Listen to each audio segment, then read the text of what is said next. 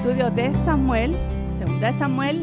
Vamos a ver hoy 2 capítulos, 17, 18 y unos versículos del 19, porque quería jalar una idea que estaba ahí, no la quería dejar flotando para la próxima. Así que vamos a ver bastante el día de hoy. Solo que antes quiero recapitular en dónde nos quedamos la vez pasada. Estábamos viendo que era una situación triste en la que David deja Jerusalén. ¿Por qué dejó Jerusalén? Porque venía su hijo Absalón en rebelión, venía a usurpar su poder, pero eso iba a causar una guerra civil en Jerusalén. Entonces, para evitar esa confrontación de David con Absalón, que lo más probable es que David iba a ganar, él es el guerrero, y David no quería dañar a su hijo. No quería dañar a su hijo, número uno, no quería dañar la ciudad, porque si había este choque entre el ejército de David y el ejército de Absalón en Jerusalén, iba a haber muchos muertos. Entonces no quería, para evitar eso, David decidió y prefirió salirse de Jerusalén y dejarle el camino abierto a Absalón. También pudo haberlos ido a buscar a otro lado, pero esa fue la decisión que tomó, y vamos a ver que tiene sus consecuencias. Esa es la historia con David, tiene sus altibajos, de verdad, parece montaña rusa la vida de David. Vemos esos momentos altos de qué lindo, de repente viene para abajo, un choque tremendo, después sube otra vez. Así es la vida de David, y es bonito porque realmente nos muestra la realidad. A veces uno tiende a idealizar, una persona es buena o es mala, y nosotros tenemos cosas buenas, tenemos cosas malas. Así es, y es tan real, y eso es lo lindo de la Biblia, es muy real, y David es el perfecto ejemplo de eso. Y ahorita vemos que deja por una buena razón Jerusalén, pero es un momento muy triste. La verdad es que es un momento muy triste, pero también quiero jalar otro punto que vimos la semana pasada porque tiene que ver con lo que vamos a ver hoy. ¿Se recuerdan que hablamos de Ahitofel? Ahitofel era el principal consejero de David. Y este Ahitofel, miren cómo describe el consejo de Ahitofel en la Biblia, en capítulo 16, versículo 23, dice: y el consejo que daba Ahitofel en aquellos días era como si consultaran la palabra de Dios. Tal era el consejo de Ahitofel, tanto con David como Absalón. O sea, si Ahitofel hablaba, es como habló Dios para ellos. O sea, era así de impactante la sabiduría de lo alto que venía a través de Ahitofel. Una persona súper sabia. Entonces, por eso era el principal consejero de David. Y lo que impresionó a David, y eso fue lo que vimos la semana pasada, que Ahitofel le dio la espalda a David y se puso del lado de Absalón. ¿Cómo? O sea, ¿dónde le quedó la sabiduría? Bueno, la sabiduría se le perdió. ¿Por qué razón? Hablamos de la raíz de amargura la semana pasada. Resulta que Ahitofel es abuelo de Betsabé, y fue para él, no solo que David se hubiera involucrado con Betsabé, fue traición a Betsabé, sino que fue traición a él, fue personal. Y a causa de esa situación con Betsabé, David comenzó a tomar mala decisión, peores decisiones. Mandó a matar al esposo de Betsabé porque ella había quedado embarazada. Complicación, y básicamente mandó a asesinar al esposo, y también parece que murió el papá de Betsabé en todo este proceso. O sea que Ahitofel se sentía traicionado en múltiples formas. Pero ¿qué hizo Ahitofel? En lugar de confrontar, decir: David, hiciste mal, o me salgo de tu gobierno, él siguió ahí como por 4 años. Pero nada de sanando la situación, no, como que lo perdoné y ahí estoy contigo, David. No, en su corazón estaba esa amargura, resentimiento que se fue complicando, y cuando vino Absalón y se rebeló en contra de David, él aprovechó a ponerse al lado de Absalón para vengarse de David. ¿Ven qué complicada está la situación? ¿Verdad? Entonces, por eso hablábamos de la raíz de amargura la semana pasada, y cómo la raíz de amargura dañó a Ahitofel. Y vamos a ver que también mencionamos esto, pero no lo leímos. Yo dije, lo vamos a leer hoy, en Romanos 12, Romanos 1, 21 al 22, habla de cómo una mente que puede ser sabia se puede tornar en necia. Es lo que le pasó a Ahitofel, pero miren lo que dice. Dice, porque habiendo conocido a Dios, no le glorificaron como a Dios ni le dieron gracias. Antes se envanecieron en sus discursos y su necio corazón fue entenebrecido. Hay un momento en que si uno se pone a pelear con Dios, pudo haberlo conocido, pudo haber tenido sabiduría, pero si uno se pone a pelear con Dios, el entendimiento se entenebrece. Le entran, o sea, cuando uno habla de que uno esté la mente clara, uno habla de luz, tengo luz en la mente.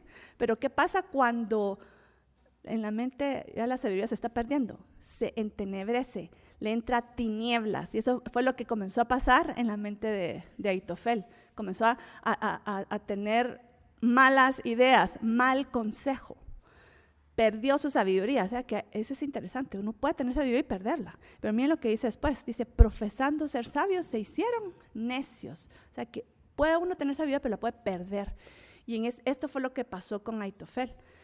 Ahitofel, primer gran error fue ponerse al lado de Absalón, para vengarse de David, y el propósito de Absalón no era solo, ay, voy a usurpar su poder y padre, mira, quítate del camino, no, es voy a matar a mi padre porque él siempre va a ser la amenaza a mi trono. Entonces Absalón quería usurpar el trono y asesinar a su padre. O sea, ese era el propósito. Imagínense tal cosa, o sea, era una aberración, ¿ok? Y ahí Ahitofel detrás, ¿verdad? Entonces, ahorita vamos a ver en el capítulo 17, vamos a ver ya Absalón ya está en el trono de Jerusalén. David salió huyendo para evitar la guerra civil y se fue, estaba cerca del río Jordán, estaba acampando, pero Ahitofel dijo, si David todavía está vivo y yo la riña la tengo en contra de David, tenemos que perseguir a David. Ahorita va David todo humillado, confuso, con el corazón partido. Entonces Ahitofel sabía, ahorita es cuando tenemos que atacar a David, porque ahorita, si un momento va a estar vulnerable David, es ahorita. Entonces miren lo que Absalón lo mandó a llamar y dijo, ¿qué me aconsejas que haga ahora? Y vamos a ver qué fue lo que lo aconsejó, cuál fue el consejo de Ahitofel. Y dice, yo recogeré ahora 12,000 hombres y me levantaré y seguiré a David esta noche. Él está hablando a Ahitofel, ese es el consejo. No te preocupes, Absalón, yo voy a hacerme cargo de esta situación. Solo dame 12,000 hombres. 12,000 era 20 veces más. O sea, una cantidad exagerada de más personas que las que tenía David. Y eso era estratégico. O sea, el consejo de Ahitofel ¿iba a ser efectivo? Sí, no lo podemos llamar, hasta me da como escalofrío decir buen consejo, porque no es buen consejo, pero era un consejo que iba a funcionar, ¿verdad? Porque venía una persona que era sabia, que sabía estrategia, entonces era un buen plan estratégico, pero era maligno, ¿verdad? Era cabal agarrar al rey en su peor debilidad. Entonces dijo, yo escogeré ahora 12,000 hombres y me levantaré y seguiré a David esta noche y caeré sobre él mientras que está cansado y débil de manos, en su momento más vulnerable.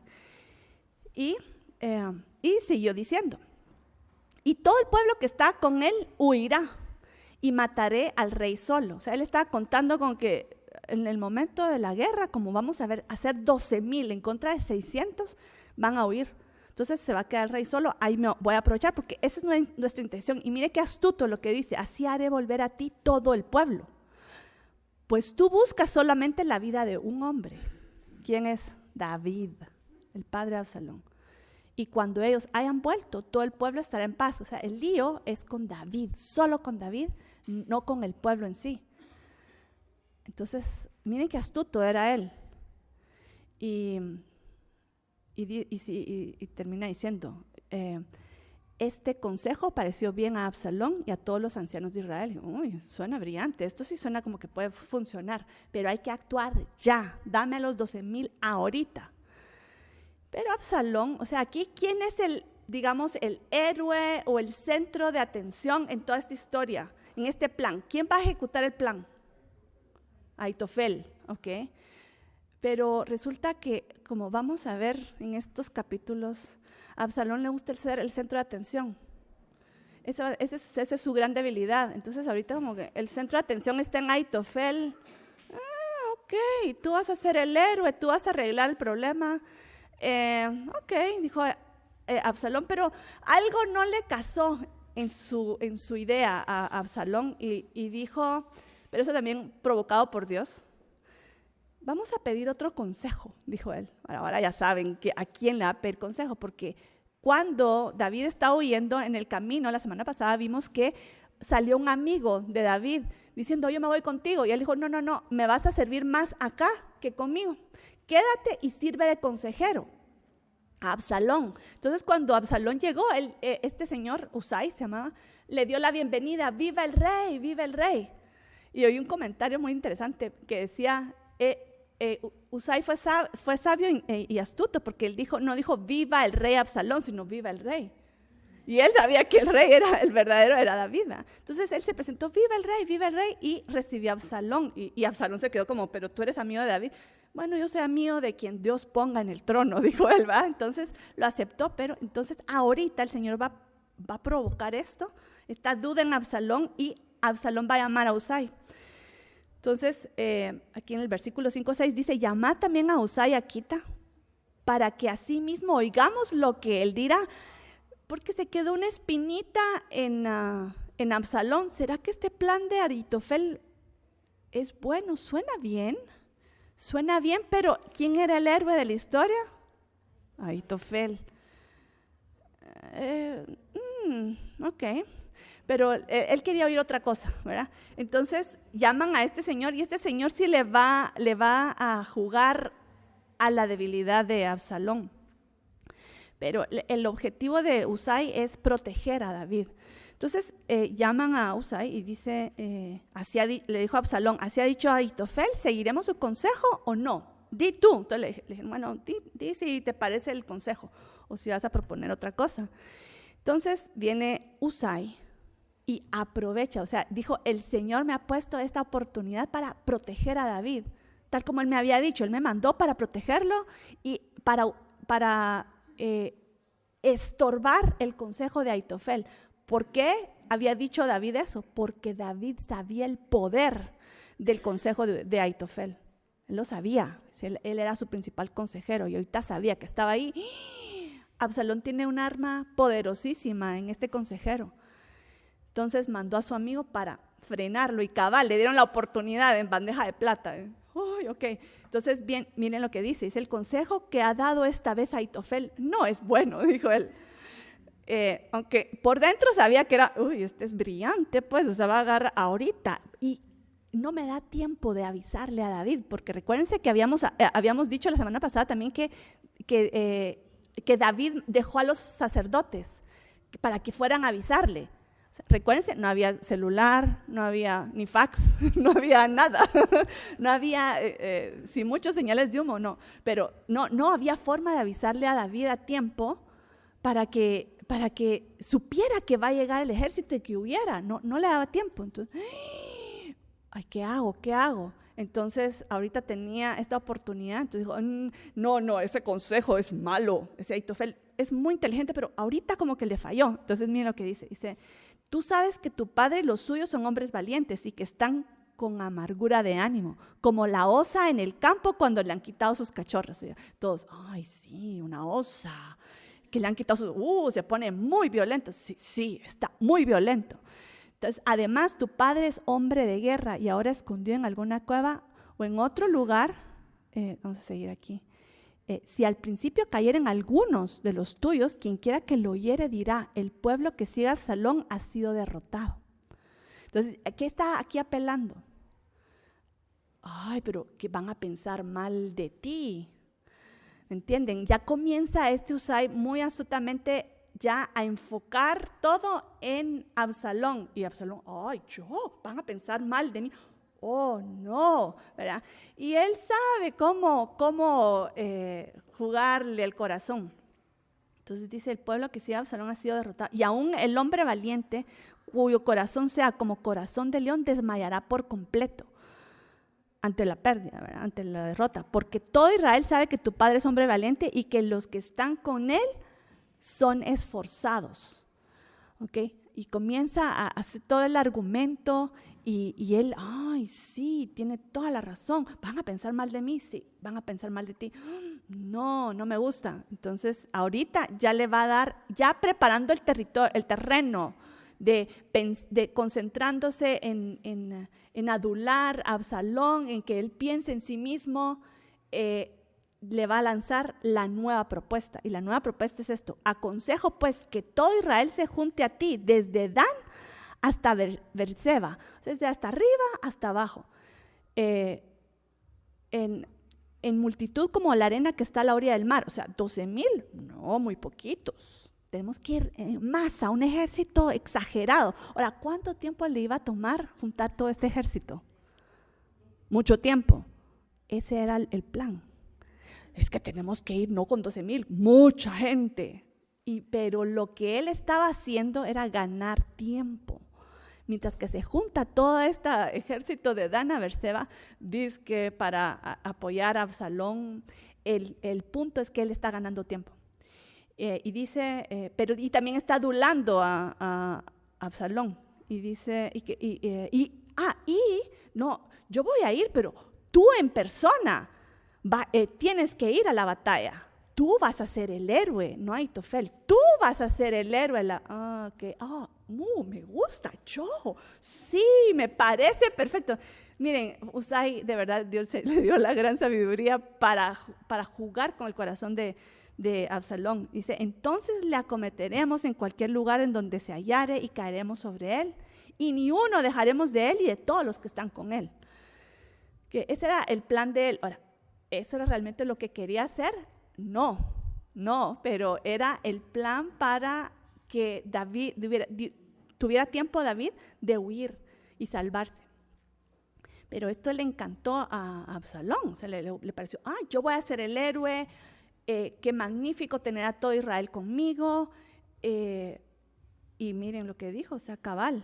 Dijo, Absalón y todos los de Israel dijeron, el consejo de Usai es mejor que el consejo de Aitofel.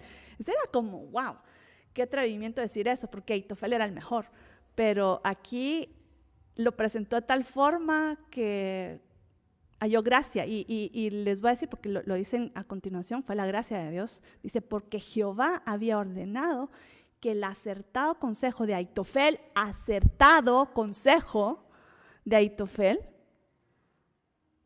se frustrara, para que Jehová hiciese venir el mal sobre Absalón y no sobre David.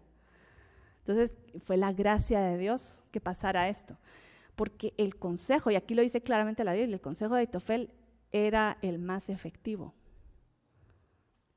pero iba a terminar con la vida de David, y Dios no quería eso. Entonces arruinó el consejo de Aitofel. Y se va a tomar el consejo de Usai. Entonces se van a tomar unos días de juntar todo el ejército y justo da el tiempo para mandar a los sacerdotes que se habían quedado mensajeros. Los sacerdotes eran Sadoc y, ¿cómo se llama el otro? Abiatar, los principales sacerdotes, pero ellos no se podían dar color de que iban a salir, porque era, ahí va el sacerdote, ¿a dónde va?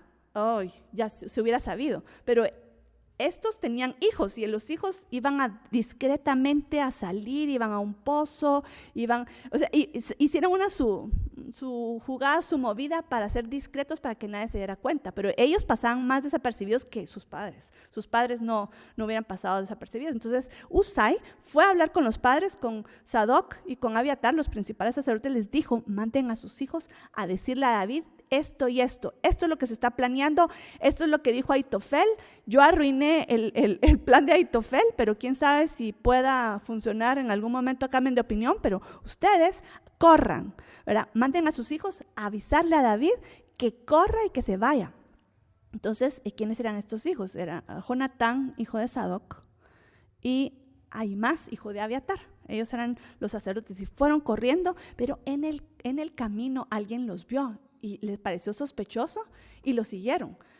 Y cabal, mandaron a unos soldados a perseguir a estos sacerdotes, pero ellos se escondieron en un pozo. Una familia los vio y, ay, pasen adelante. No, pero aquí los van a encontrar. Los vamos a esconder en el pozo, y los bajaron en el pozo. Se escondieron ahí en el pozo, o en la cisterna. Mientras que estaban los soldados, ya, no, aquí no hay nada. Y dice la historia que hasta lo tapó como con unas ramas de cultivo para que no supieran que había un pozo y tal vez lo podían buscar ahí. No los buscaron ahí, entonces lograron esconderse. Y cuando ya se fueron los soldados, los sacerdotes salieron corriendo y le fueron a avisar a David. ¿Dónde estaba David? David había salido de Jerusalén y se había ido a la ribera del Jordán. Ahí viendo, ¿será que tengo que salir del territorio de Israel? ¿Me quedo acá? Aquí, por lo menos, aquí estoy resguardado por un tiempo. Pero llegaron los sacerdotes y les dijeron, huyan. Su amigo Usai les está diciendo, huyan y váyanse del otro lado del río. Entonces, ¿cuál era el aviso? Dice, levantaos y daos prisa a pasar las aguas, porque Ahitofel ha dado tal consejo contra vosotros. Entonces, ¿qué hizo David? David cruzó el río Jordán, se fue del otro lado, que hoy es Jordania, y se fue a un lugar que se llamaba Mahanaim, 2 campamentos, y ahí se refugió, pero él sabía, eventualmente Absalón se va a enterar.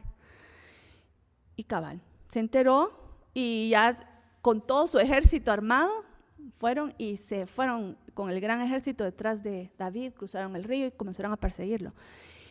Y solo antes de seguir con la narrativa de qué pasó en este encuentro con David, la Biblia termina el capítulo 17 hablando de qué pasó con Ahitofel.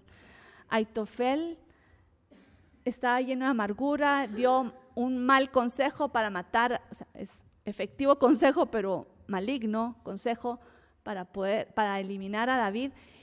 Ahitofel sabía, porque él era sabio, él sabía que su consejo iba a funcionar y que el otro no iba a funcionar. Él lo sabía. Entonces él dijo, ¿qué va a pasar ahorita?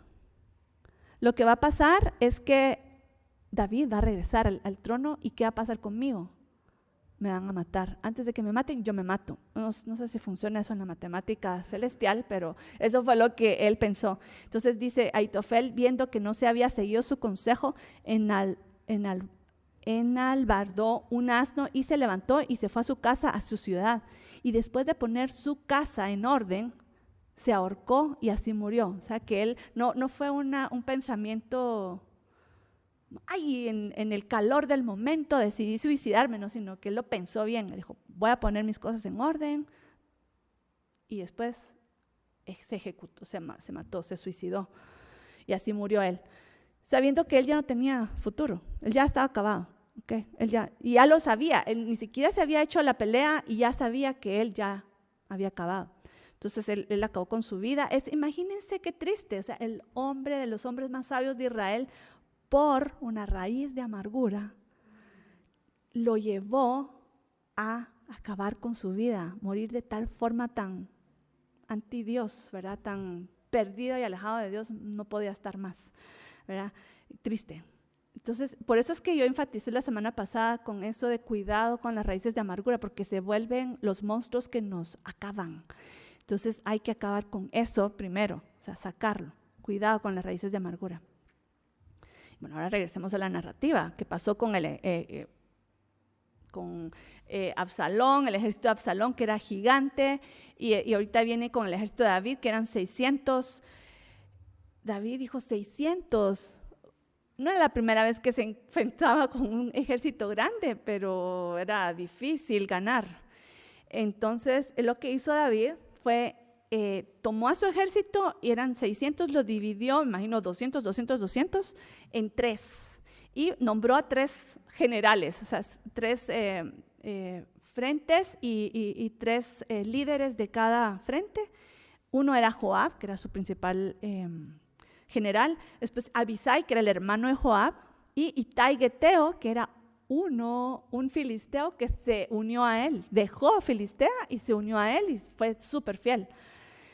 Entonces, estos eran los 3 líderes del ejército de David, y David dijo, bueno, ok, vamos a pelear y yo también me voy con ustedes. Y todos, no tan rápido. David, recuérdate que nosotros ahorita vamos a ir a pelear contra tu hijo. No creo que esa sea una buena idea, ¿verdad? No, tú no te involucres. Entonces el pueblo le dijo, no saldrás, David, tú no vas a salir con nosotros. Tú ahora vales tanto como 10,000 de nosotros. La protección era doble, porque si mataban a David se acababa la pelea. Lo tenían que proteger por ser el rey, número 1, pero número 2, también lo iban a proteger a él de enfrentarse con Absalón, porque ellos sabían, si David se enfrenta con Absalón, primero él se deja morir que matar a su hijo.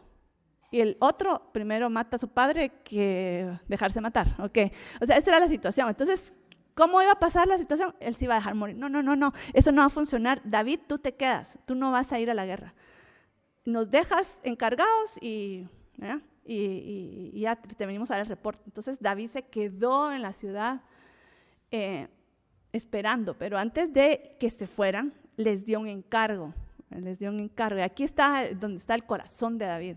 Dice, y el rey mandó a Joab y a Abisai y a Itai, o sea, los líderes, diciendo, tratad benignamente por amor de mí al joven Absalón. Y por favor, no le hagan daño. Dice, y todo el pueblo oyó cuando dio el rey orden acerca de Absalón a todos los capitanes. Esto es importante por lo que va a pasar a continuación, ¿verdad? Que vamos a ver cuál fue el resultado de esto, pero eso es la orden que dio él. No le hagan daño, o trátenlo, básicamente no lo maten, sino tal vez atrápenlo y ya vemos cómo tratamos con él. Ahora, esto era algo complicado. ¿Entendemos eso? Por supuesto que entendemos este consejo. Pero ¿qué va a hacer David con Absalón? Vivo. ¿Lo va a meter preso? ¿Qué va a hacer? O sea, pero es el corazón de un padre. O sea, definitivamente eso era lo que él quería decir, pero ahí hay mucha tela que cortar, ¿verdad? Pero eso fue lo que él dijo. O sea, y los comprometió a ellos. Entonces, ¿qué pasó? Astutamente David manejó la guerra civil, este choque entre David y Absalón lo manejó de tal forma que llevó a que la guerra se hiciera en un bosque. O sea, ustedes cuando piensan en una guerra, el último lugar donde ustedes piensan hacer una guerra es en un bosque, porque está una flecha, ¡ay! Se me atravesó el árbol, la rama, o sea, no es apropiado, es bajadas, subidas, árboles. Ustedes piensan en guerra, ustedes ven una guerra en la tele, en los programas donde las guerras antiguas, siempre se va a dar en un valle, en un lugar abierto y despejado, donde todo no se puede mover y mejor si es plano, ¿verdad? Pero los bosques, bueno, puede ser que haya un bosque plano, pero en este caso están las montañas de Efraín. No era plano, era montañoso, entonces era boscoso y montañoso, pero el ejército de David se fue precisamente ahí porque ellos sabían que por su número pequeño ellos tenían la ventaja en contra de un ejército grande. Entonces, muy astutos, y se fueron al ejército y ahí comenzó la batalla. Miren el resultado, es impresionante. Murieron del lado de Absalón 20,000 personas. ¿Se dan cuenta? O sea, son más de las que originalmente Ahitofel iba a llevar cuando iba a perseguir a David. Era exagerado. Esa cantidad de soldados del lado de Absalón murieron. Pero miren lo que dice la Biblia. Eso es algo como muy extraño, de verdad. No sé si lo leyeron y se percataron de esto, pero es muy extraño. Dice en el versículo 8, capítulo 18, dice, la batalla se extendió por todo el país y fueron más los que destruyó el bosque aquel día que los que destruyó la espada. ¿Qué les parece? O sea, qué interesante, ¿verdad? Pero, ¿cómo así el bosque bueno, puede ser que la rama se le atravesó, se tropezó, bueno, muchas cosas que pueden haber pasado en el bosque, no sé, no lo describe exactamente, pero lo que a mí me hizo pensar fue múltiples ejemplos que da la Biblia cuando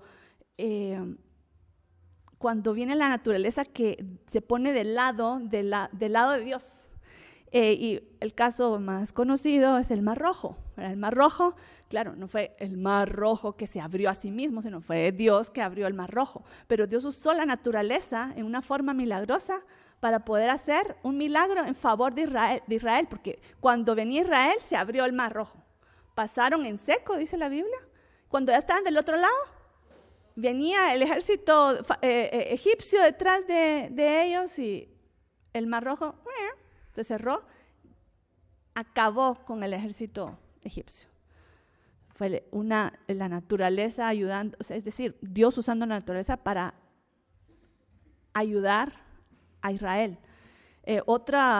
Hay otros dos ejemplos, uno en Josué, que cayó granizo, que está en una guerra, Dios mandó granizo y destruyó al ejército enemigo, ¿verdad? Y muchos muertos. Igual, otra que me parece muy interesante habla de estrellas y de un torrente, es en Jueces 5, pero lo presenta, ese es el cántico de Débora, lo presenta en una forma poética, pero que las estrellas les cayeron encima, no sé qué se refiere a estrellas, no sabemos, pero es algo, la naturaleza. Y también hablando de torrente, porque es un río, un torrente de agua se los llevó al ejército enemigo. Puede ser lluvias, y en Israel pasa eso, que llueve mucho y vienen las riadas de las montañas y se barrió con todo el ejército. Entonces imagínense la naturaleza ayudando al ejército de David en este caso, ¿verdad? Al pueblo de Dios.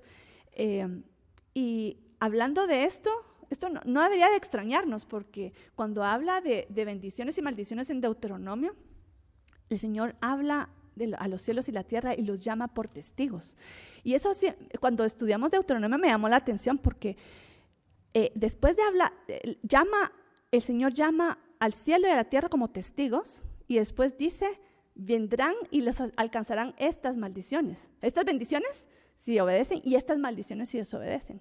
Pero cuando ustedes ven las consecuencias de las bendiciones o las maldiciones, participa el cielo y la tierra en la ejecución de esa bendición, esa maldición. Por ejemplo, para que haya bendición yo quiero tener alimento, tiene que caer lluvia del cielo. Y la tierra tiene que ser fértil para dar su fruto. Entonces, el cielo y la tierra participan con Dios para traer bendición, si hay obediencia, o maldición, si hay desobediencia. Entonces, ellos son activos, son testigos que no solo son de vista, sino de acción. Y se los quería comentar porque me pareció muy interesante. Aquí, el bosque también participó en la derrota del ejército rebelde de Absalón. Qué interesante ese versículo. Dice, fueron más los que destruyó el bosque aquel día que los que destruyó la espada. Interesante. Okay. Entonces, una forma, o sea, no sabemos exactamente cómo fue que el bosque, puede ser los hoyos, puede ser las ramas, puede ser muchas cosas, que el bosque no fue propicio para el ejército grande, pero un ejemplo tenemos, y clarísimo, y fue el ejemplo de Absalón.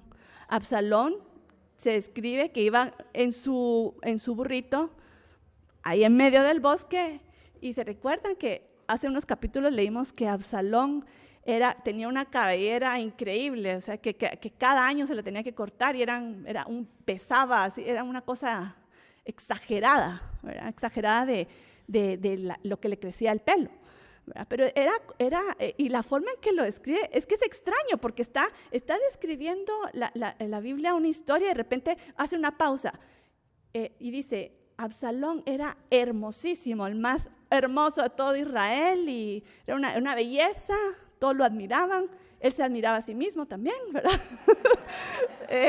Y ese pelo, o sea, era el pelo, yo no sé, o sea, esos modelos que tienen el pelo largo, ¿verdad? Así se me hace, ¿verdad? Pero qué interesante, porque describiendo el pelo, muere por el pelo. Interesante, o sea, dice, con razón hizo énfasis en el pelo, porque esa fue su caída. Y quiero hablar de eso. Dije, voy a hablar de esto porque esto es muy interesante. Porque lo que tenía Absalón, o sea, era no solo era, pues Dios me hizo guapo, ¿qué se puede hacer? ¿Va? No, Pues qué bueno, ¿verdad? No, él usó eso, o sea, para su beneficio, y era una idolatría. O sea, se hace evidente a lo largo, cuando uno va estudiando, leyendo la historia, se va saltando ese detalle de él, y él todo tenía que ser centrado en sí mismo, ¿verdad? Y cuando el Señor, cuando este Usai dio el consejo y se lo puso de tal forma, es que tú vas a participar de la guerra, tú vas a ser el héroe, a él le encantó eso, ¿verdad? En contra del super consejo de Ahitofel, que él era el más efectivo, pero no, él tomó el que se centraba en él. Cuando hablaban de él le encantaba. O sea, ustedes observen, si quieren, vuelvan a leer la historia de Absalón y se van a dar cuenta de ese patrón. Cuando se centra en él, todo le gusta. Si va en contra de lo que él quiere o de su beneficio, no le gusta. Entonces, ese era el punto débil de Absalón. Y la idolatría a sí mismo, ¿cómo se llama? Egolatría. Ok, egolatría. Él tenía egolatría. Ese era su ídolo, era él mismo. Okay. Y algo que me pareció interesante, y dije, me voy a tomar un momento para mencionarlo, porque aquí hay un principio interesante.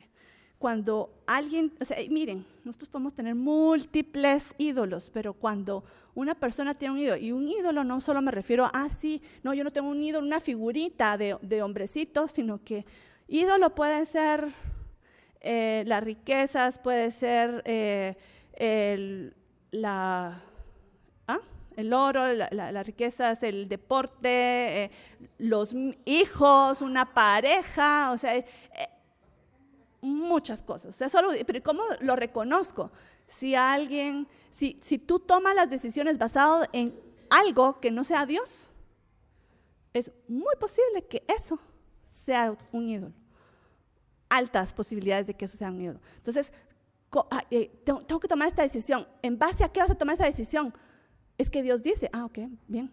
O, es que el dinero, es que mis hijos, es que qué van a pensar la gente, es que no me va a dar tiempo para hacer esto que tanto me gusta. Ok, ya estás entrando en el territorio de la idolatría. ¡Pi! Alarma, ¡pi! Cruzaste la frontera, ¡pi! ¡pi! Ok, eso ustedes lo pueden detectar. Los últimos, a veces, que nos damos cuenta de que es nuestro ídolo, somos nosotros mismos. Pero si ustedes le piden al Señor, Señor, ¿será que yo tengo un ídolo?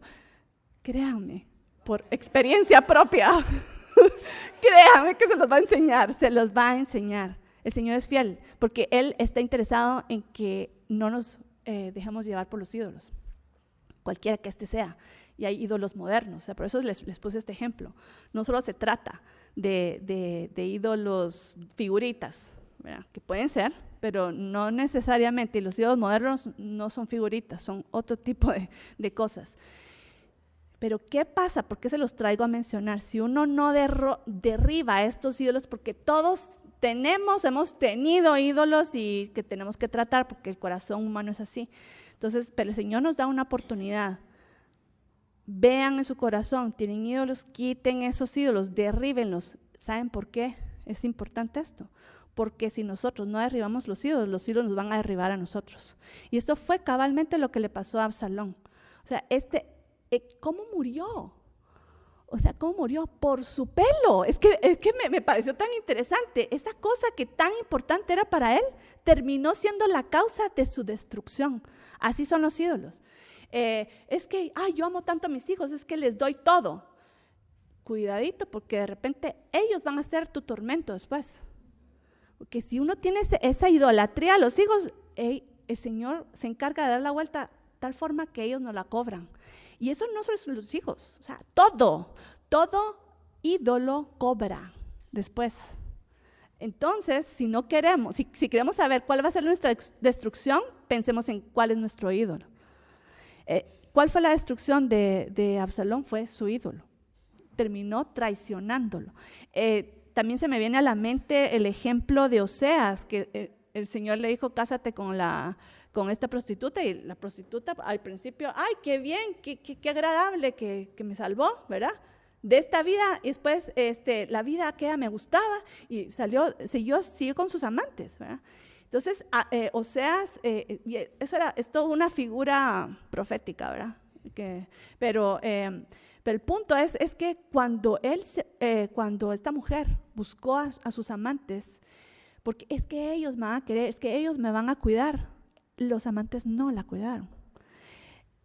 Buscaban al amante, el amante no le daba de comer. Entonces, ¿qué pasó? O sea, le daba de comer hasta que Dios le dijo, deja de darle de comer, que viva la realidad. Y al final se dio cuenta, donde yo puse mi confianza, se me vino abajo. Y eso pasa con los ídolos. Los ídolos lo terminan a uno traicionando, como pasó con Absalón. Entonces, bueno, después de este paréntesis, creo que valía la pena.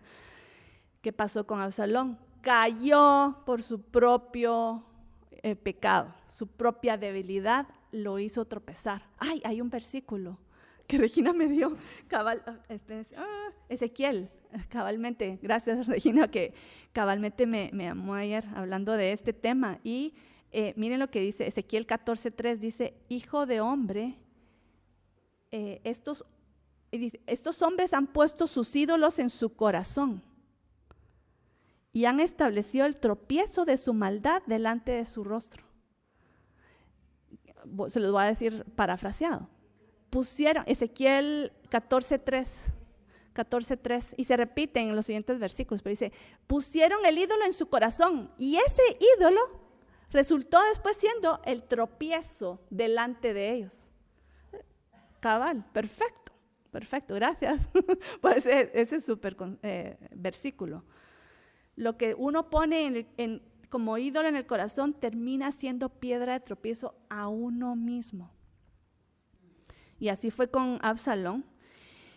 Pero eso todavía no lo mató. O sea, él se quedó atrapado por su pelo. Pasó el burrito, pasó unas ramas tan muy bajas, más bajas de lo que debía estar, ¿verdad? No era carretera. Y entonces la cabellera, imagínense qué espesa haber sido, se trabó en las ramas. Y él, o sea, no podía bajar. Y el burrito siguió adelante. Entonces se quedó colgado de su cabellera y tratándose, no podía. O sea, y él se quedó ahí atrapado. O sea, resulta que era un bosque. O sea, no estaba con nadie de sus amigos, por lo menos, de sus aliados, ¿no? Pero lo encontró uno de los soldados de Joab, a cargo de Joab. Pero entonces le llega a contar Joab, mira, acabo de ver a Absalón colgado en el árbol. Ven a ver. Joab, ¿qué? Entonces llegó y, ¿por qué no lo mataste? ¿Por qué no le mataste luego allí echándole a tierra? O sea, le pregunto, ¿pero qué te pasó? Pero ahí está a él es nuestro principal enemigo, ¿por qué no lo mataste? Pero él le dijo, no, porque yo oí cuando David dijo que lo tratáramos con generosidad y gentileza. O sea, yo no voy a ir en contra de la orden de David. Y Joab dijo, pero es que yo te hubiera dado 10 ciclos de plata y un talabarte. Talabarte es donde se pone la espada, casi como una joya para los soldados, donde se cuelga la espada. Ajá, exacto, eso. Es un cincho, ¿verdad? Un cincho especial para la espada. Entonces tú no tienes, pero te hubiera dado un talabarte, te hubiera dado 10 ciclos de plata.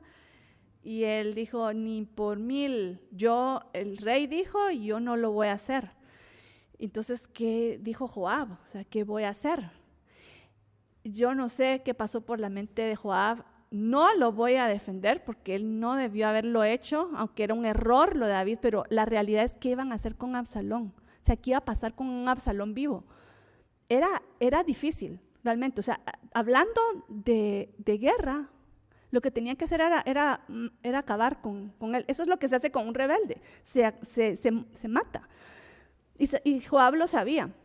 Y en cierta forma podríamos suponer, porque eso es entre líneas, ¿verdad?, que Joab estaba protegiendo a David cuando va a hacer lo que va a hacer, porque él agarró y lo terminó de matar, pero vinieron otros soldados y 10 otros soldados y le dispararon flechas. O sea que no se podría decir lo acabó Joab o lo acabaron los otros, sino que fue un grupo, ¿verdad? Eso es cuando alguien no quiere hacerse responsable de alguien, la muerte de alguien, que sea masivo, entonces ya no es culpa de nadie, es como todos lo hicimos, ¿verdad? Y eso fue lo que sucedió acá. no lo voy a defender porque David había hecho una orden expresa. O sea, y el error ahora es de Joab, no es, y sus soldados, y no es el error de David, ¿verdad? Ok. Pero, digamos, en cuanto a la guerra, lo que tenía que pasar era la muerte de Absalón. Ok, qué difícil, ¿va? O sea, aquí, es que miren, aquí la Biblia no lo pone todo como perfecto. Ah, sí, esto es lo negro y esto es lo blanco, esto es lo bueno y esto es lo malo. Es así como lo bueno, lo malo y todos los grises en medio, ¿verdad? Y uno, pero ¿será que es bueno? ¿No es bueno? La decisión de David no fue buena, pero fue una decisión, es el rey. Joab está haciendo lo que era más efectivo, pero fue en contra de la orden de David. Qué complicado, ¿verdad? ¿Será que sí es la vida? ¿Verdad que sí? Así es la vida, es complicado. Uy, está lo negro, lo blanco y lo gris, y muchos grises aquí en medio. Uy, qué difícil. Pero cuando le dijo esto el soldado, le dijo, ay, no vas a matarlo, no malgastaré mi tiempo contigo, le dijo Joab, y cabal. Tomando 3 dardos en su mano, las clavó en el corazón de Absalón, y quien estaba vivo aún en medio de la encina, y 10 jóvenes escuderos de Joab rodearon e hirieron a Absalón y acabaron de matarle. Se acabó, aquí murió Absalón. ¿Y qué pasó con Absalón? O sea, lo lógico es, y esto sí es algo muy importante en la Biblia, no dejar el cuerpo ahí, porque si no se lo hubieran comido las aves de rapiña, los animales salvajes, pero eso no se hace. Entonces tenemos que sepultarlo. Pero llevar el cuerpo de Absalón, llevarlo, primero, darse color quién lo mató, ¿verdad? Okay. Pero segundo, era llevarlo delante de David implicaba, y Joab ya lo sabía, a este se le va a dar sepultura de príncipe. Él no merece sepultura de príncipe. Entonces, ¿qué fue lo que hizo Joab? Hizo una fosa profunda, dice la Biblia, y lo llenó de piedras, piedra encima de piedra, encima de piedra, encima de piedra. Y ahí se quedó el cuerpo de Absalón. Y eso tiene un mensaje, porque a las personas que traicionaban en un ejército se les sepultaba así. Y también es la imagen, en cierta forma, del hijo rebelde. La Biblia habla de cuando un hijo se rebela y se rebela contra los padres, pero o sea, en forma exagerada, ya tiene edad de responsabilidad, se le apedrea. Entonces también implica que nunca se hizo. Tal vez este sería el único cuasi ejemplo de eso, pero en la Biblia es como para disuadir a los jóvenes que no sean rebeldes, ¿verdad? Pero fue una forma como decir piedra sobre piedra, como que si hubiera sido muerto por lapidado, pero eso es lo que merecía Absalón. No merecía un homenaje como príncipe, un sepelio como de príncipe. No lo merecía. Y Joab lo hizo a propósito, entonces lo dejó enterrado en el bosque. Y hay algo interesante, porque en este contexto que está describiendo la muerte de Absalón y cómo fue sepultado con piedras encima, como merece un traicionero del ejército de Israel, okay. También después habla de que Absalón se había hecho a sí mismo una columna, porque él buscaba su propia gloria. O sea, otra vez, otro ejemplo. Lo vamos a leer, está en capítulo 18, versículo 18. Dice, y en vida, es como un paréntesis que hace la Biblia explicando, ¿verdad? Y en la vida, Absalón había tomado y erigido una columna, la cual está en el Valle del Rey. Porque había dicho, yo no tengo hijo que conserve la memoria de mi nombre. Y es extraño porque sí tenía hijos. Y llamó a aquella columna por su nombre, y así se ha llamado columna de Absalón hasta hoy. Ok, eso está en el Valle del Rey. Dice que supuestamente era el Valle Cedrón, que está enfrente de lo que sería la principal puerta del templo. Y viendo hacia el este, en camino, digamos, de Jerusalén, las puertas de Jerusalén, hacia el Monte de los Olivos. Ahí está el Valle de Cedrón y ahí se encuentra el Valle de los Reyes. Se cree que ella era ahí, y ahora hay un monumento que se conoce como Monumento de Absalón, pero atención, eso hay que tener mucho cuidado en Israel con esto. este edificio se le conoce como el monumento de Absalón, pero la construcción es posterior a Absalón. Entonces, no era de Absalón. Lo que sí se cree que es posible que ahí estuvo la columna de Absalón y después construyeron este mausoleo que es de otra familia, que fue más o menos en el siglo I, fue esta construcción que vemos ahí. Entonces, cuando ustedes van a Jerusalén y les digan, este es el monumento de Absalón, el que se llama monumento de Absalón, pero que fue construido como mausoleo por una familia en el siglo I, y que posiblemente ahí estuvo la columna de Absalón. Qué cansado de explicación, pero así es muchas veces, así pasa en Israel. O sea, que uno dice que fue aquí, que no fue, y que ¿cómo así que hay 2 santos sepulcros y de repente 2 lugares de Pentecostés, porque una iglesia dice acá y otra dice acá? O sea, ¿quién sabe? O sea, de verdad, ¿quién sabe? Solo Dios sabe, porque se han marcado diferentes, digamos, donde está el lugar de la Santa Cena. Es posterior la construcción, entonces cualquier arqueólogo les dice, no, porque esa construcción fue posterior, entonces no puede ser. Entonces no se hagan la ilusión de que aquí estuvo Jesús y los discípulos, no puede ser, es imposible. Pasan muchas cosas así. Hay cosas que sí es, aquí fue, y otras no. Esta se los digo de una vez, no fue, pero puede ser el lugar. Ok, ¿está en ese valle? Ok, ¿está en el Valle de los Reyes? Sí, ok, sí está ahí, pero no fue esta construcción. Este es un mausoleo que está está al pie del Monte de los Olivos. En cuanto a Jerusalén y en cuanto a Israel, de hecho, todos los lugares bíblicos, ¿saben quién decidió la mayoría de los sitios? Aquí fue donde nació no sé quién y que vivió no sé quién. Fue, muy bien, la mamá de Constantino en el año 300 después de Cristo. Ella hizo su peregrinación a la Tierra Santa y ella dispuso que ahí era. De 300 años después, o sea, es muy difícil, ¿verdad?, que haya adivinado, pero fueron revelación, no creo. 300, ¿verdad? Y una de esas, lo voy a hacer como paréntesis porque es muy interesante. Si no saben de esto, pongan atención y búsquenlo en YouTube.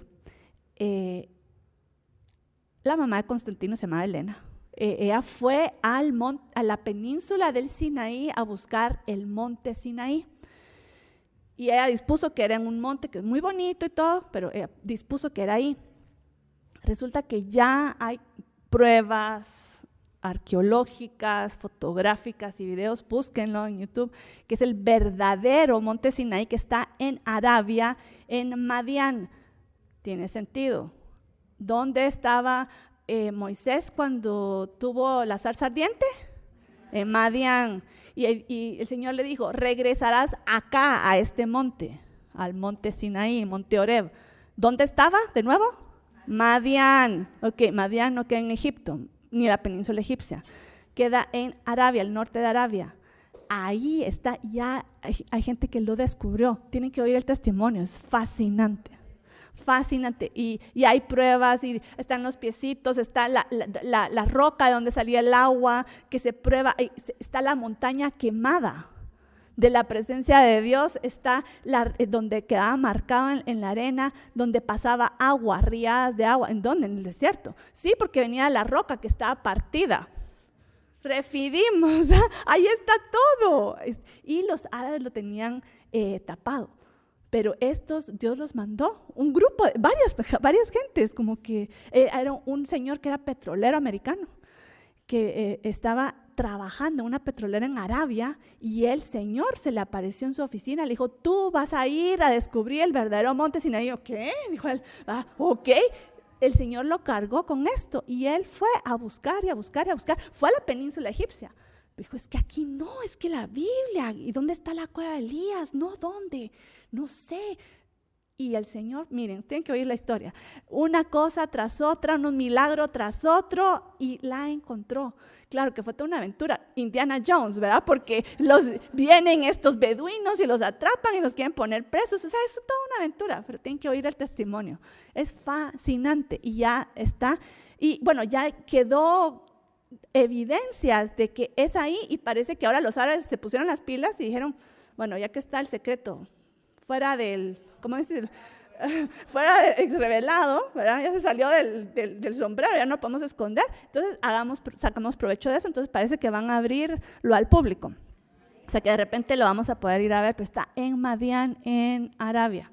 Ok, paréntesis, ¿verdad? Cerramos el paréntesis, sigamos con la historia. No podía resistir contar esa historia. Fascinante. Ok, segunda de Samuel, 18, del 19 al 28 cuenta cómo llegan los mensajeros a avisarle a David. Esto es muy doloroso porque David está esperando. Y la Biblia lo describe como que David estaba a la puerta de la ciudad viendo, o sea, ya viene noticias, ya viene, y estaba, claro que estaba preocupado por su ejército, pero digamos que estaba sumamente preocupado por su hijo. ¿Qué va a pasar con mi hijo? ¿Qué va a pasar con mi hijo? ¿Qué va a pasar con este choque? Y él sabía que aunque era un gran ejército en contra de su pequeño ejército, ellos llevaban los de ganar.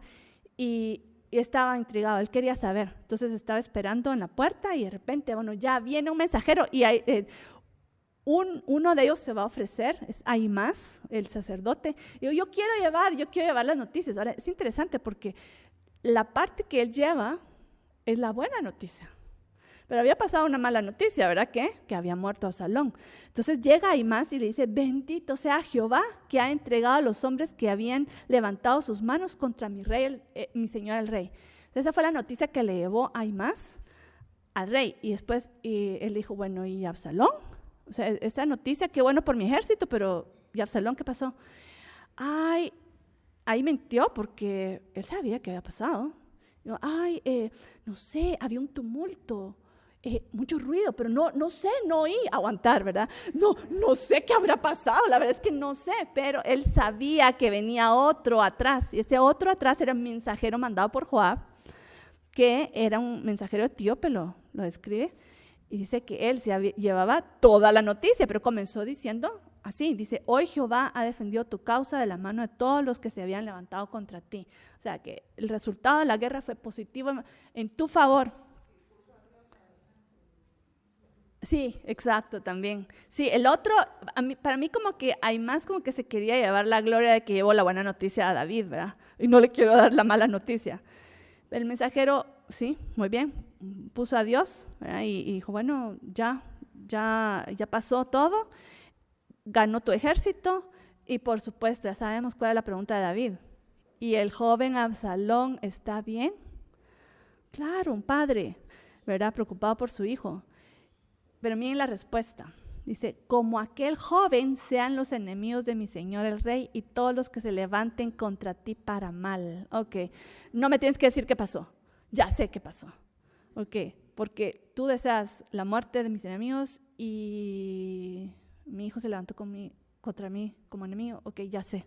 Y él inmediatamente supo que había muerto y ahí comenzó a clamar, que es por supuesto que no entiende el padre, aunque su hijo lo haya querido matar, era su hijo. Entonces comienza a gritar, hijo mío Absalón, hijo mío Absalón, ¿quién diera que muriera yo en lugar de ti, Absalón, hijo mío, hijo mío? Yo creo que todos los padres pueden identificarse con David en este momento, que antes de matar al hijo prefieren morir ellos mismos. O sea, eso es totalmente natural. Y lo que sucedió después de esto es que, ¿saben qué? O sea, David era padre y que lo llorara, pero llega un punto en que también tiene responsabilidad con el resto de su familia, con el pueblo. Él era rey, y tal vez las madres lo entienden, porque ustedes caen enfermas, están en la me duele todo el cuerpo, y el hijo dice, tengo hambre, ¿qué hacen las madres? Se levantan, ay, aquí está, sí, ¿verdad? O sea, entienden, o sea, a pesar de que ustedes no tienen las fuerzas, ahí está, bueno, pues algo así, no sé si es mala comparación, pues, pero algo así, o sea, la responsabilidad no se quita, la responsabilidad y las necesidades no se quitan por el dolor que uno tenga, ya sea una enfermedad o un dolor. O sea, uno tiene que echar para adelante y seguir, ¿verdad? Entonces, llora a tu hijo, pero ¿qué pasa? Y parece que, o sea, por la descripción que hace en este capítulo, parece que a David no salía y claro, o sea, es difícil hablar de esto porque uno entiende, o sea, ¿cómo no va a poder pegar de gritos y que se quede ahí deprimido? Pero estaba causando un efecto negativo en el pueblo. Y miren cómo describe a continuación. Dice, y aquí es donde nos vamos a saltar al capítulo 19, porque quería terminar con esto. Dice, se volvió aquel día la victoria en luto. O sea, los aliados de David, en lugar de estar, ganamos la batalla, era difícil gozarse cuando era una guerra civil, porque hermanos murieron. Y en este caso, el hijo del rey murió. Y ahí estaba girando todo, porque no estaban preocupados. David no estaba llorando por los 20,000 israelitas, sino estaba un hijo, ¿me entienden? Y ese es el problema que yo quiero apuntar, porque lo va a señalar Joab. Y eso es donde uno pierde la dimensión. O sea, sí es cierto, llora a tu hijo, pero ¿qué tal de los 20,000 que murieron? ¿Qué tal de tu familia que está ahí? ¿Qué tal de los israelitas que están perdidos? Y dice, se volvió aquel día la victoria en luto para todo el pueblo porque el rey tenía dolor por su hijo. Entonces, en lugar de tradicionalmente, cuando alguien gana una batalla, regresa y ¡woo! ¡Ah! O sea, hacen fiesta, nada de fiesta. Todos llegaron, mire cómo lo describe, dice, y entró el pueblo aquel día en la ciudad escondidamente, nada de ganamos, sino como escondidos, avergonzados. Dice, como suele entrar a escondidas el pueblo avergonzado que ha huido de la batalla. En lugar de entrar en victoria, entraron casi como en un sentido de derrota. Habían ganado, pero entraron como así, como que si fueran el peso de la derrota. Y es interesante que la Biblia lo describa, porque esos son detalles. La Biblia es así. La Biblia describe lo que necesitamos saber. Hay veces como uno dice, pero quisiera saber qué dijo, qué opinó, qué hizo, y no dice nada la Biblia. De repente, silencio. Pero uno tiene que imaginarse cómo habrá sido.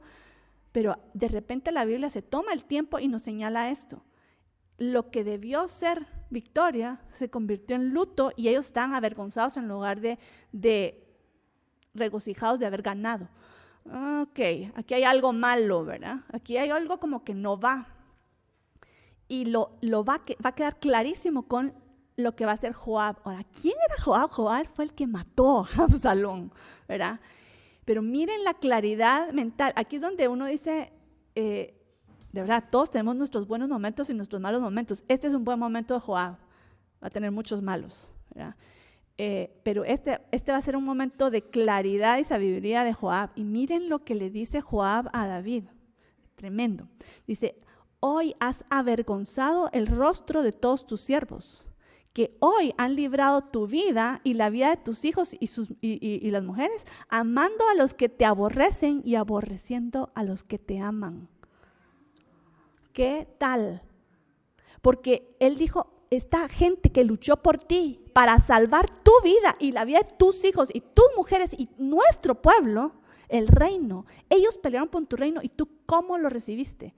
Pensando en el traicionero de Absalón, en el que traicionó, estás llorando porque el que traicionó y no estás llorando por los que murieron por ti.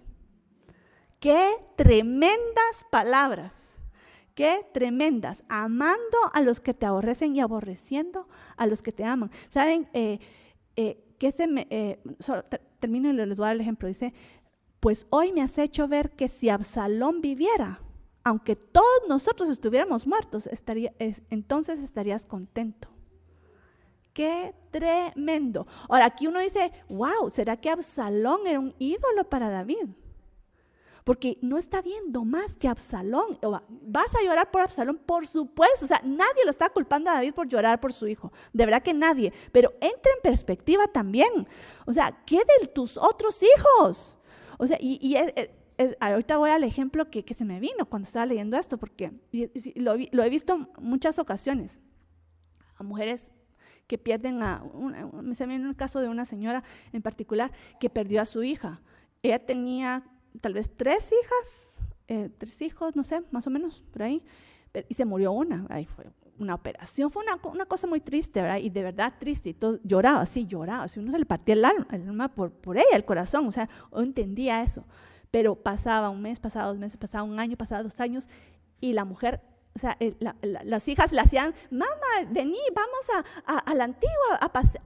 No, o sea, ya se pasa un momento de luto que uno dice, ok, llora, pero sigue viviendo, porque ella estaba casi matando también a sus otras hijas, porque ya las otras hijas no contaban. Hasta que el Señor la sanó, pues, pero sí tomó demasiado tiempo. Entonces, eso me hizo pensar en eso, porque es como, y este es otro caso peor, el de Absalón, porque él fue rebelde, o sea, él merecía morir, digámoslo así. El otro caso no, pero cuando una persona se queda trabada en un luto, o sea, uno tiene que llorar y superarlo, o sea, para adelante. Así es en la cultura bíblica, así es échale frente y llóralo, deshazte de ese pesar y sigue la vida, pensando también que tienes otros hijos por quien vivir. La vida sigue, ¿por qué Dios se lo llevó y por qué tú estás acá? Tú enfrenta tu vida, y eso es lo que básicamente está haciendo Joab con David. Okay, está bien, ya lloraste a tu hijo y entiendo eso, pero piensa también no solo en Absalón, sino en tus otros hijos, en toda la gente que dio su vida o luchó por ti. O sea, ya sal de esta idolatría. Y es tremendo, o sea, es tremendo decirlo, pero para mí esto fue muy importante, lo que hizo Joab. Y miren lo que, o sea, sigue con palabras fuertes Joab, y miren el consejo que le da. Dice, levántate pues ahora y ve afuera y habla bondadosamente a tus siervos, porque juro por Jehová que si no sales, no te quedará ni un hombre esta noche. Y esto te será peor que todos los males que te han sobrevenido desde tu juventud hasta ahora. ¿Qué tal? O sea, digo, ya sal de esa situación ya deja de lamentar. Ya lloraste, ok, ya suelta eso y toma responsabilidad por tu vida. Es como que una madre, el niño tiene hambre, ay, a ver qué, morite de hambre. No, o sea, me siento mal, se levanta. O sea, tenía que superar ese dolor y echarle ganas a su responsabilidad. Y gracias a Dios, como que esas palabras fueron tan fuertes, y Joab era como hermano de David, o sea, él de verdad era completamente sincero con él, y lo hizo reaccionar. Dijo, uy, es cierto, ¿verdad? Y es cierto, estoy llorando por mi hijo Absalón, pero tengo otros hijos, y sigue para adelante. Entonces dice que se levantó el rey y se sentó a la puerta, y fue dado aviso a todo el pueblo. Si alguien lo vio llorando, si alguien lo vio triste, todos van a entender, pero dio la cara David. Dice, y vino todo el pueblo delante del rey, porque ellos lo querían ver, ¿verdad? Y dice, pero Israel había huido, cada uno a su tienda. Son los que habían apoyado a Absalón. Se quedaron así como, ay, nosotros vamos a ir a ver al rey, qué vergüenza, si nosotros salimos en su contra. O sea, entonces se quedó esta tensión en el pueblo, y de eso vamos a hablar la próxima. Solo quiero dejar más o menos cómo está el panorama en este. ¿Qué? El panorama. Ya querían seguir. No, ya vamos a seguir la próxima. Ok, dice el rey, por un lado estaba, el rey nos ha librado de mano de nuestros enemigos y nos ha salvado de mano de los filisteos. Ahora ha huido del país por miedo de Absalón. O sea, se quedaron con la imagen de David huyó. David huyó en lugar de luchar por nosotros. Es una imagen, para el pueblo fue muy difícil esto, ¿me entienden? O sea, claro, David estaba pensando en salvar vidas en Jerusalén, estaba pensando, y creo que mucho del peso era su hijo. Él no quería enfrentar a su hijo. Entonces, y un rey, un padre, tiene que tomar decisiones por un hijo, pero también por toda la familia. ¿Cómo va a afectar esta rebeldía de este hijo si dejo que siga en la suya? ¿Lo tengo que sacar o no? ¿Lo tengo que echar de la casa o no?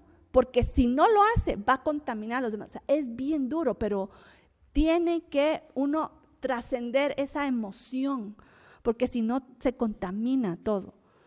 Y a él le tocaba no solo una familia, una nación, un reino, pero él salió huyendo. Entonces mucha gente se sintió traicionada por David. Dijo, me traicionó, nos dejó, nos abandonó. Y el otro lado dice, y Absalón, a quien habíamos ungido sobre nosotros, ha muerto en la batalla. ¿Por qué pues estáis callados respecto de hacer volver al rey? Esa es la pregunta que se van a hacer. Bueno, el rey huyó, nos dejó abandonado. Y el otro pues murió. ¿Vamos a aceptar otra vez a David o no? Y de eso se va a tratar la próxima clase, el 19 y 20.